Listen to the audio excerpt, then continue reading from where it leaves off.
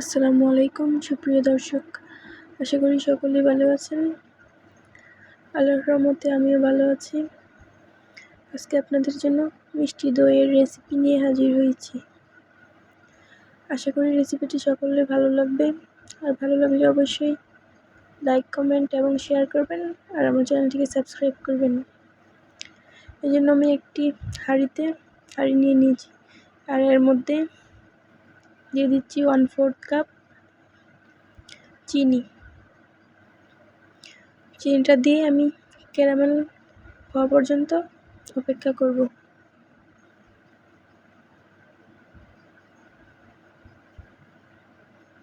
আপনারা দেখতে পাচ্ছেন চিনিটা ক্যারামেল চারদিক থেকে আস্তে আস্তে ক্যারামেল হয়ে আসছে।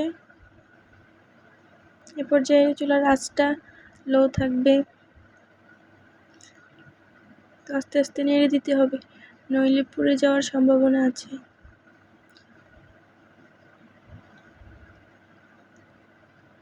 তো আমার ক্যারামেলটা প্রায় রেডি। এ পর্যায়ে আমি দিয়ে দিব 1/2 লিটার লিকুইড দুধটা দিলে ক্যারামেলটা জমে যাবে, এতে ভয় পাওয়ার কিছু নেই, কারণ দুধটা গরম হয়ে এলে আবার ক্যারামেলটাও গলে যাবে।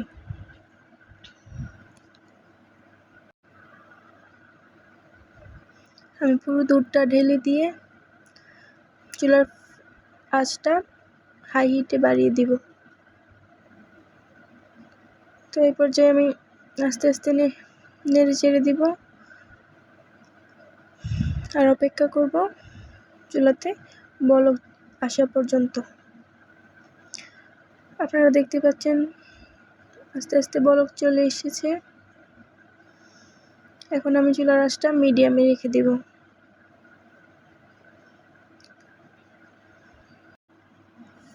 দুধটা যেন উপর দিয়ে পড়ে না যায় সেটাও খেয়াল রাখতে হবে। দুধটাকে আমি 3 ভাগের 1 ভাগ জাল করে নেব। আর এই পর্যায়ে আমি দিয়ে দিব আরও 1/4 কাপ চিনি। আমি এখানে চিনিটা একটু বেশি ব্যবহার করেছি, কারণ আমার বাসায় মিষ্টি একটু বেশি পছন্দ করে। আপনারা আপনাদের স্বাদ অনুযায়ী মিষ্টি ব্যবহার করতে পারেন। তো চিনিটা দেওয়ার পর আমি আরও কিছুক্ষণ আমি প্রায় 15 মিনিটের মতো জাল করে নিয়েছি। তো আমার জাল করা প্রায় শেষ হয়ে গেছে। এখন আমি চুলা থেকে দুধটাকে নামিয়ে নিব। দুধটাকে নামিয়ে অপেক্ষা করব দুধটা কুসুম গরম হয়ে যাওয়া পর্যন্ত। দইয়ের মধ্যে আমরা যে দুধটা ব্যবহার করব তা খুব বেশি গরম, আবার খুব বেশি ঠান্ডা করে ফেলা যাবে না।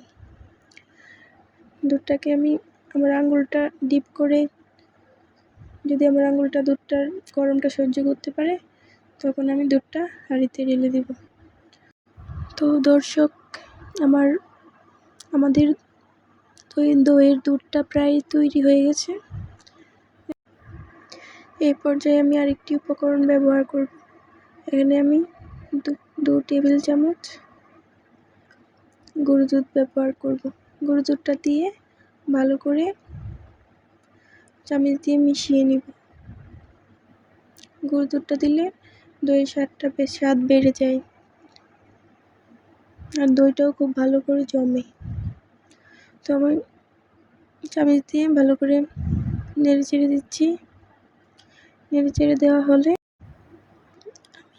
আমি এই দইয়ের দুধটাকে এক সাইডে রেখে দিব। নিয়ে নিব একটা দইয়ের হাঁড়িতে আমি 2 টেবিল চামচ দই পানি ছেঁকে নিয়ে আমি হাঁড়ির চারপাশে ছড়িয়ে দিচ্ছি। আর এর মধ্যে আমি দইয়ের দুধটাকে ঢেলে দিচ্ছি। দুধ ঢালা হয়ে গেলে আমি আরেকটু চামচ দিয়ে নেড়ে চেড়ে দিব, এবং কুসুম গরম থাকা অবস্থায় একটি গরম স্থানে রেখে দেব।